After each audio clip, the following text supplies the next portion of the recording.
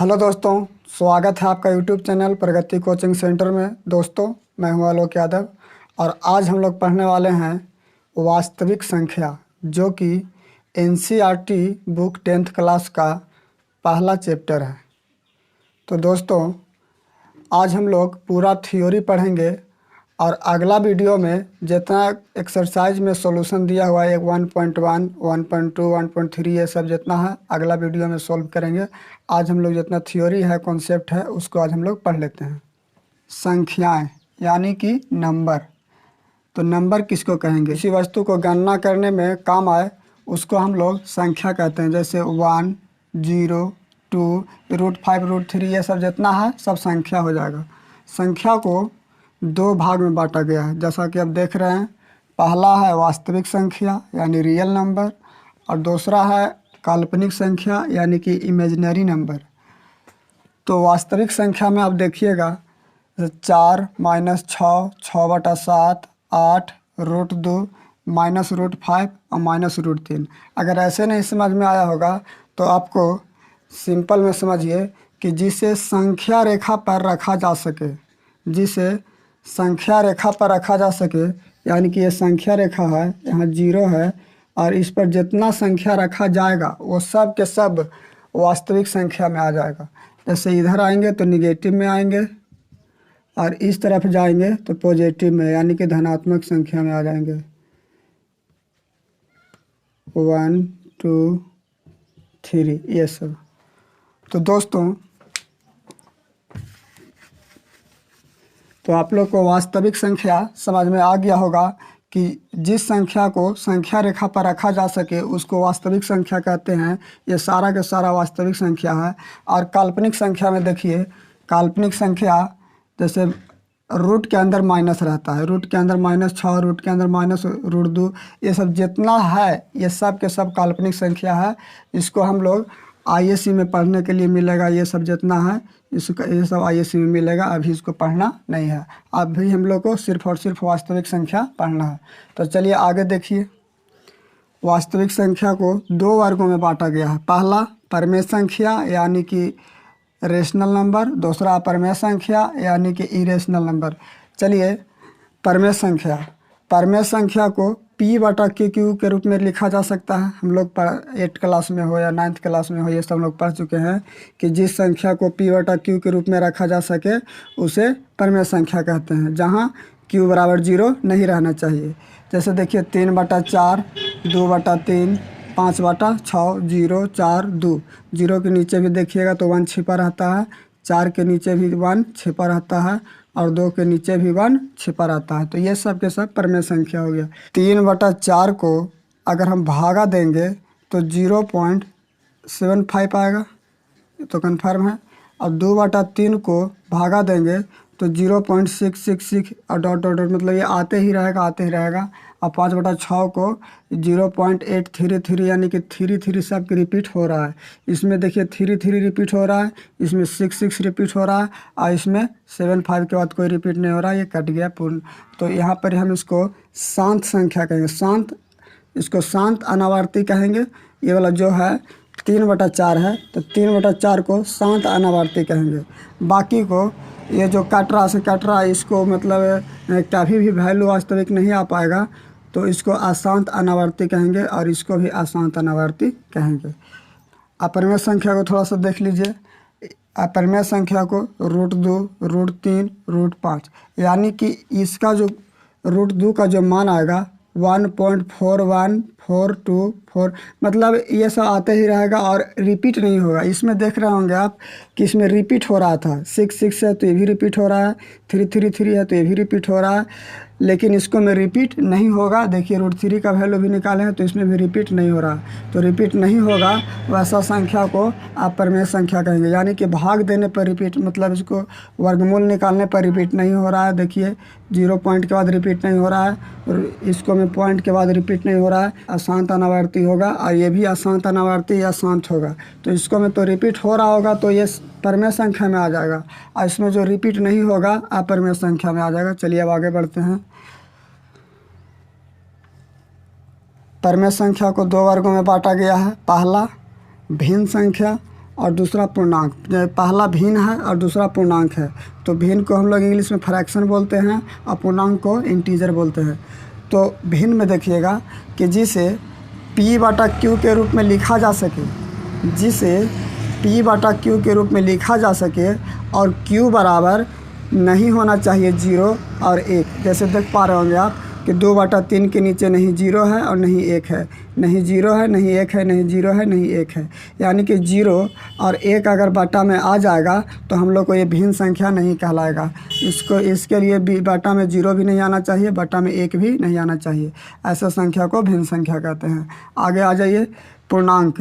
पूर्णांक में देखिएगा कि P/Q के रूप में हो, यानी कि P/Q के रूप में हो और Q बराबर 1 होना चाहिए, यानी कि जो नीचे बाटा में होगा उसका वैल्यू 1 होना चाहिए। जैसे आप देख पा रहे होंगे कि -3 है तो इसके नीचे 1 है, -4 है तो इसके नीचे भी 1 है, 5 के नीचे भी 1 है, 6 के नीचे भी 1 है, 8 के नीचे भी 1, ये सब छिपा रहता है। तो ऐसा संख्या को पूर्णांक संख्या कहते हैं। पूर्णांक यानी कि इंटीजर। तो पूर्णांक 3 प्रकार के होते हैं। पहला ऋणात्मक पूर्णांक नेगेटिव इंटीजर, दूसरा शून्य पूर्णांक जीरो इंटीजर, तीसरा धनात्मक पूर्णांक पॉजिटिव इंटीजर। तो आप लोग देखिए कि निगेटिव में तो आप लोगों को पता होगा जो माइनस में रहे, -1, -2, -3, -4, -5, -6, यानी बहुत सारे जितना माइनस में आएगा, जितना ऋणात्मक आएगा सब के सब ऋणात्मक पूर्णांक में आ जाएगा। दूसरा शून्य पूर्णांक, आप लोग को पता होगा कि 0 को हम लोग शून्य पूर्णांक कहते हैं। अगला धनात्मक पूर्णांक पॉजिटिव इंटीजर, 1, 2, 3, 4, यानी कि जितना धन संख्या में आगे बढ़े जितना, वो सब के सब पॉजिटिव इंटीजर होता है। और यहाँ पर आप लोग देखिएगा कि शून्य पूर्णांक और धनात्मक पूर्णांक को अगर मिला देंगे और 0 से स्टार्ट कर देंगे गिनने के लिए तो वो पूर्ण संख्या हो जाएगा। शून्य पूर्णांक को और धनात्मक पूर्णांक को जब मिला करके शुरू से गिनने के लिए स्टार्ट कर देंगे वो हम लोग को पूर्ण संख्या हो जाएगा, जिसे हम लोग होल नंबर कहते हैं। तो 0, 1, 2, 3, 4, 5, 6, 7, 8 जो 0 से गिनना स्टार्ट हो जाए वो सब पूर्ण संख्या है। सम संख्या इवन नंबर, वैसी संख्या जो 2 से पूर्णतया विभाजित हो जाए उसे सम संख्या कहते हैं। जैसे में देखिए 2, 4, 6, 8 प्लस माइनस लिखे हैं, इसका मतलब समझिए एक बार प्लस में 2, एक बार माइनस में 2, एक बार प्लस में 4, एक बार माइनस में 4, यानी कि लिखने का शॉर्ट तरीका है। तो ये सब जितना के जितना है सब के सब सम संख्या, ये सब 2 से पूर्णतया कट जाएगा। अब आगे आइए विषम संख्या। तो विषम संख्या यानी कि ओड नंबर। तो वैसी संख्या जो 2 से पूर्णतया विभाजित ना हो वैसी संख्या को हम लोग विषम संख्या कहते हैं। जैसे में देखिए +-1 यानी कि एक बार प्लस में 1, एक बार माइनस में 1, 3, 5, 7 ये सब 2 से नहीं कटेगा, तो ये सब विषम संख्या हो गया। अभाज्य संख्या जिसका दूसरा नाम है ऋण संख्या, जिसे हम लोग प्राइम नंबर कहते हैं। तो वैसी संख्या जो एक या खुद से कटे उसे ऋण संख्या या अभाज्य संख्या कहते हैं। कैसी संख्या? जो खुद से या एक से कटे। जैसे देखिए 2 है से 1 से या 2 से कट रहा है, 3 है से 1 या 3 से कट रहा है, मतलब जो 1 से और खुद से कटेगा उसको क्या कहेंगे? अभाज्य संख्या कहते हैं। अब आगे आ जाइए भाज्य संख्या, जिसका दूसरा नाम है यौगिक संख्या, कॉम्पोजिट नंबर जिसे हम लोग कहते हैं। तो वैसी संख्या जो खुद से भी कटे, 1 से भी कटे और किसी अन्य संख्या से भी कटे। तो 4 को देख रहे हो कि 1 से भी कट जाएगा, 4 से भी कट जाएगा और 2 से भी कट जाएगा। और 6 में 1 से भी कटेगा, 6 से भी कटेगा और 2 से भी कटेगा, 3 से भी कटेगा। यानी कि आप समझ पा रहे होंगे कि जो खुद से कटे और 1 से भी कटे और किसी और संख्या से भी कटे उसको हम लोग यौगिक संख्या या भाज्य संख्या कहते हैं। ये दोनों के दोनों धनात्मक होते हैं, ये भी सब के सब धनात्मक और ये भी सब के सब धनात्मक होगा, ऋणात्मक इसमें नहीं होगा। अब देखिए सह अभाज्य संख्या को प्राइम नंबर, 2 वैसी संख्या जिसका महत्तम 1 हो उसे हम लोग सह अभाज्य संख्या कहते हैं। जैसे देखिए 4 और 9 है तो इसका महत्तम समपवर्तक 1 ना होगा, 4 और 9 के महत्तम कितना होगा? 1 होगा। 4 और 25 का महत्तम कितना होगा? 1 होगा। 2 और 5 का महत्तम कितना होगा? तो 1 होगा। मतलब दो ऐसी संख्या जिसका महत्तम समपवर्तक 1 हो, उसको हम लोग सह अभाज्य संख्या कहते हैं। प्रमेयिका। प्रमेयिका एक सिद्ध किया हुआ कथन होता है और उसे एक अन्य कथन को सिद्ध करने में प्रयोग करते हैं। इसका कहने का मतलब ये हुआ कि जैसे आप समझिए कि पाइथागोरस प्रमेय है, तो उसमें हम लोग जानते हैं कि कर्ण का स्क्वायर बराबर लंब का स्क्वायर प्लस आधार का स्क्वायर, तो सिद्ध किया हुआ कथन है, उसको हम कहीं भी उठा करके यूज कर लेते हैं। उसी प्रकार प्रमेयिका वही सब स्टेप को मतलब कहते हैं कि जो सिद्ध किया हुआ रहे वो वाला उठा करके कहीं भी हम लोग यूज करते हैं और किसी भी क्वेश्चन को प्रूफ करते हैं, सिद्ध करते हैं। अब आगे समझिए एल्गोरिथ्म। एल्गोरिथ्म सुपरिभाषित चरणों की एक श्रृंखला होती है जो एक प्रकार की समस्या को हल करने के लिए एक प्रक्रिया या विधि प्रदान करती है। इसका कहने का मतलब ये हुआ कि कोई क्वेश्चन दे दिया और उसको मैं स्टेप दे दिया, स्टेप 1, स्टेप 2 और स्टेप 3, और वही स्टेप से वो क्वेश्चन सोल्व होगा।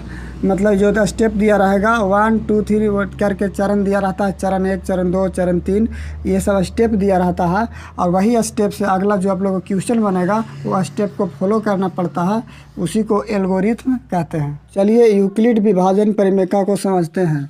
ए बराबर पी क्यू प्लस आर, तो 0 से बड़ा होना चाहिए आर 0 से बड़ा होना चाहिए या 0 के बराबर होना चाहिए। P 0 से बड़ा होना चाहिए या R से भी बड़ा होना चाहिए। P जो होता है R से भी बड़ा होता है और 0 से भी बड़ा होता है, लेकिन 0 के बराबर नहीं होता है। तो चलिए समझते हैं इसको थोड़ा सा, कि आप लोग सीखे होंगे कि भाज्य बीच में रहता है, भाजक बायां तरफ और भागफल दायां तरफ, और नीचे रहता है शेषफल। तो इसी को भाज्य को A मान लेते हैं, भाजक को P मान लेते हैं, और भागफल को Q और शेषफल को R। तो A बराबर PQ प्लस R, यही ना होता है, भाजक गुने भागफल, भाज्य बराबर भाजक गुने भागफल प्लस शेषफल। तो भाज्य की जगह पर A बराबर भाजक की जगह पर Q, P गुने Q और प्लस R।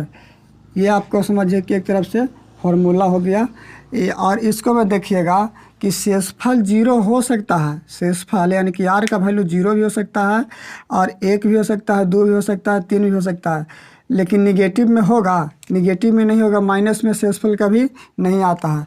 ये 0 हो सकता है, 1 हो सकता है, 2 हो सकता है, यानी 0 या 0 से बड़ा हो सकता है, वही वाला बात यहाँ पर लिखा हुआ है। और ये P देखिए, P यानी कि ये, यानी कि P 0 अगर हो जाएगा तो भाग किसको से देंगे, इसीलिए P को भी 0 नहीं होना चाहिए, और P होगा तो 0 से भी बड़ा होना चाहिए और R से भी बड़ा होना चाहिए। अगर यहाँ पर ये P R से अगर छोटा रहेगा तो एक बार और ना भाग लग जाएगा, इसीलिए P जो होता है R से हमेशा बड़ा होता है, P जो होता है R से हमेशा बड़ा होता है। यही वाला बात यूक्लिड विभाजन परिमेय द्वारा बताया गया कि A बराबर PQ प्लस R। यूक्लिड विभाजन एल्गोरिथ्म को समझते हैं कि ये क्या होता है।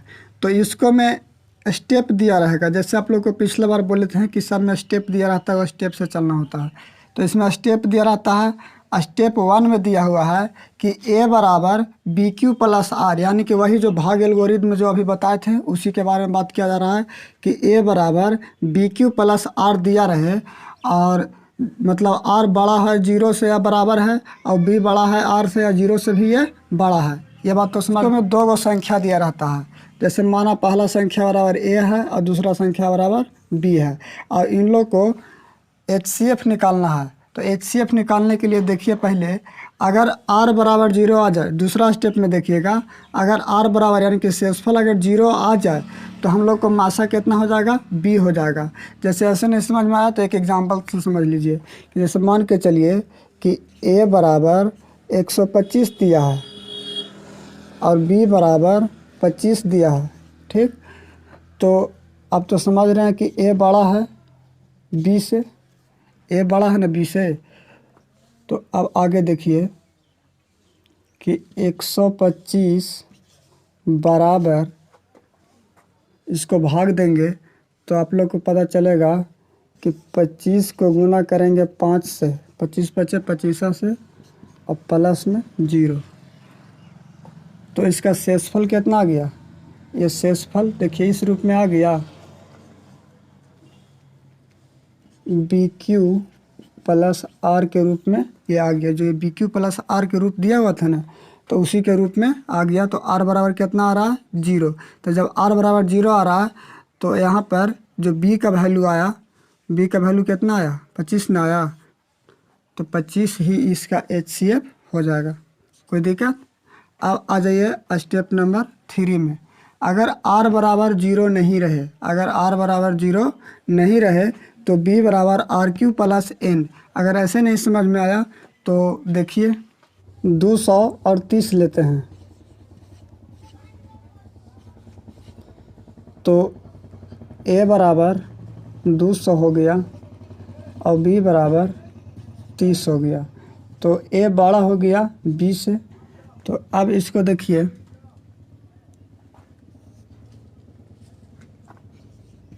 200 बराबर भागा दीजिए। तो यहाँ पर 230 से भागा तो 6 बार में 180 0 2। तो 30 गुने 6 और प्लस 20 लिख सकते हैं। 30 गुने 6 और शेषफल को जोड़ देते हैं तो 200 को 30 गुने 6 प्लस 20 लिखें। आर बराबर तो 0 आया नहीं, तो एक स्टेप और बढ़ेंगे। ये जो 30 है यानी कि जो बी का वैल्यू यहाँ पर लिखेंगे 30 बराबर और 20 से भागा दे देंगे। 30 को 20 से भागा दे देंगे तो एक बार में 20, शेषफल बचा 10। तो 20 गुने 1 और प्लस 10। फिर भी आर बराबर 0 अभी तक नहीं आया है। तो अब एक स्टेप और आगे बढ़िए। 20 बराबर यहाँ पर फिर भागा दे दीजिए 10 से 20 में। 10 दूनी 20। तो 10 गुने 2 प्लस 0। तो यहाँ पर हम लोग को शेषफल बराबर यानी कि आर बराबर 0 आ गया। तो महत्तम जो होता है ये वाला हो जाता है। तो HCF क्या हो गया हम लोग का? HCF बराबर 10। यही वाला बात स्टेप 3 में कहा जा रहा है कि जब तक भाग देते रहिए जब तक आर बराबर 0 ना आ जाए। देखिए n लिखा हुआ है यानी कि n बार करते रहिए कि जब तक लगे 0 आर बराबर ना आ जाए। तो मुझे उम्मीद है कि ये वीडियो आप लोग के लिए बहुत हेल्पफुल रहेगा और आप लोग को अच्छा लगेगा। तो आप लोग को ये वीडियो अच्छा लगे तो लाइक, शेयर और सब्सक्राइब ज़रूर कर दें।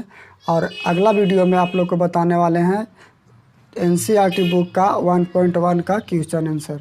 धन्यवाद।